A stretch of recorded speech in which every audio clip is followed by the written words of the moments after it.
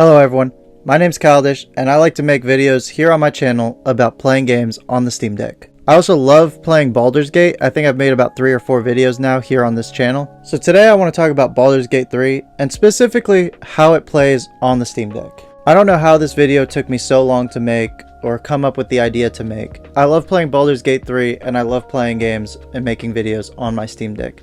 So it was a no-brainer that I should make a Baldur's Gate 3 Steam Deck review. Now, right up front, I want to be clear about something. I haven't fully beaten Baldur's Gate 3. This isn't going to be like a big, my final verdict style Baldur's Gate 3 review. Instead, this is very much going to be a how much I love this game style of review, and why it has completely hooked me, especially in a handheld experience. Baldur's Gate 3 is one of those games that feels intimidating, massive, and incredibly ambitious. And yet, once you start playing it, it's hard not to even think about it. So today, I want to talk about the story, the characters, the atmosphere, and the visuals, and then spend the last few minutes talking about how well this game plays on the Steam Deck. Let's get into it.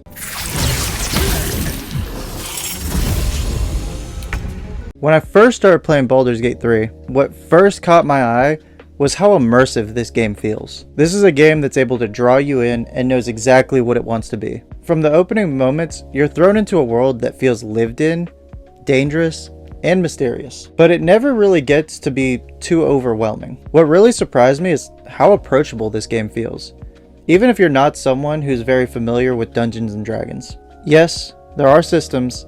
Yes, there is a learning curve, but the game does an excellent job at easing you into it and letting you learn naturally through gameplay. And I think for most people, once it clicks, it really starts to click. This is a very slow burn game, but it's the kind of slow burn that constantly rewards your curiosity. Since I have yet to beat the game, I want to keep this portion of the video as spoiler light as possible. I want to focus on how the story feels rather than specific events in the game. Baldur's Gate 3 tells a story that is deeply personal, even though the stakes are clearly massive. At its core, it's about control, identity, and choice. And the game is constantly reminding you that your choices matter. What I really appreciate is the game never feels like the narrative is just dragging you along for the ride. Instead, it feels like the world is reacting to your presence. You're not just watching the story unfold, you're actually shaping it. Conversations can take wild turns that you would never expect. Quests can be resolved in unexpected ways, and sometimes the right choice isn't always so clear. And honestly, I love that. It makes every session feel meaningful, even if I only have time to play for about an hour or 2 at a time. Cut me loose!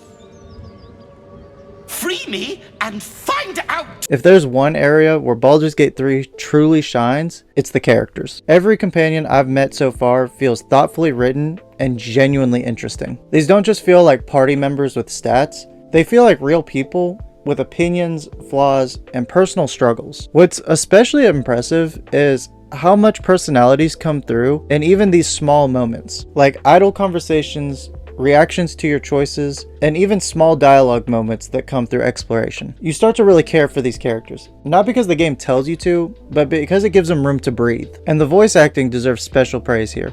Across the board, it is excellent. Another reason Baldur's Gate 3 has really drawn me in is the atmosphere. This game feels beautifully handcrafted and deliberate. The environments are just so dense with detail, and every area just feels like it has a story of its own to tell. Lighting plays a huge role here. Whether it's a torch flickering in a dungeon, or it's the sunlight breaking through the trees, this game constantly sets the mood. Even when you're just walking around, it feels like an adventure. And visually, the game holds up incredibly well, even when it's scaled down for a handheld form. The art direction has a lot of the heavy lifting in this game, making the world feel immersive and cohesive no matter where you're at. These goblins have blood on their minds.